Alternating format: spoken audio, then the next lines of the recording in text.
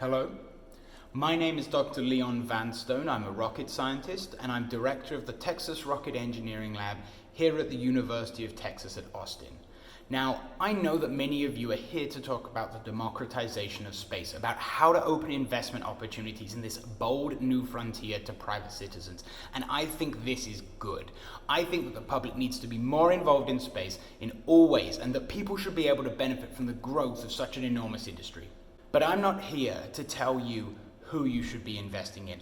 I was asked to prepare this short piece to help guide you in what technologies you might want to invest in. You see, another way in which space is undemocratic is that very few people get to go. Very few people get to go because rockets are very expensive. And if you want to make space open for all, then it needs to be affordable. So let's talk about why rockets are so expensive. From almost anywhere on this planet, space is 100 miles up. Stop to think about that for a second. Right now, San Diego is further away from LA than space.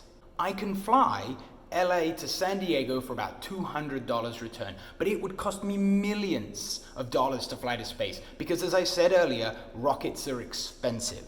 Except rockets aren't really expensive. I mean, they are, but let me explain. The plane I would fly in between LA and San Diego might cost $60 million to buy, and for the same amount of money, I could buy a Falcon 9 launch. So why the price difference? Well, the rocket flies just a few times, carries just a few people, and so the $60 million cost of the rocket is split over just a few tickets. The plane carries about 100 people and flies about 35,000 times, splitting the cost over millions of tickets, making the per ticket cost of the vehicle about $20, rounding up. Now, this problem has been somewhat simplified, but nonetheless it makes a point. Rockets are expensive not because they just cost more. Rockets are expensive because you only use them a few times. The current solution to this problem is to try and reuse the rocket. Blue Origin, SpaceX, and there's been reasonable success here given how much rockets like to explode.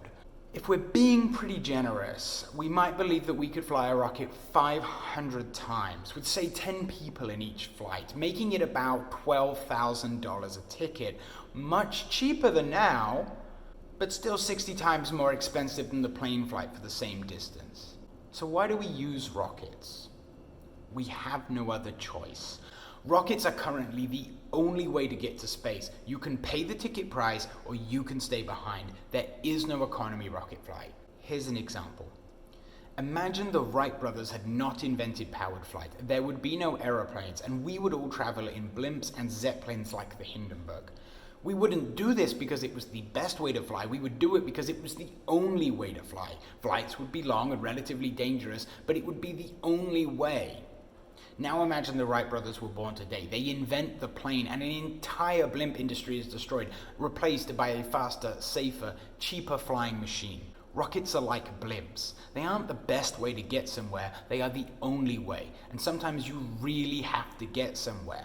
There are concepts that are much more reusable, like single stage to orbit vehicles, basically space planes, or ground-based launchers of various types, and these concepts offer a much cheaper ticket price, or more importantly, a much cheaper cost of cargo to space. And that is really what matters, is being able to put tons of material into space that you can do things with. Space is an almost endless expanse, a limitless frontier with seemingly infinite resources. Those that have better access to that frontier will profit massively, and so will the companies that provide that access. This is already true. SpaceX provides cheaper access to space, and it has grown very quickly indeed. Imagine the worth of a company that reduces the cost of space travel not by a factor of 2, but by 600.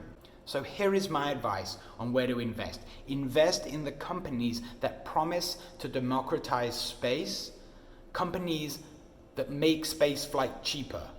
In the short term, that's reusable rockets, but at some time, someone's going to invent the space plane. That ticket price will be cheap. Their share price will not.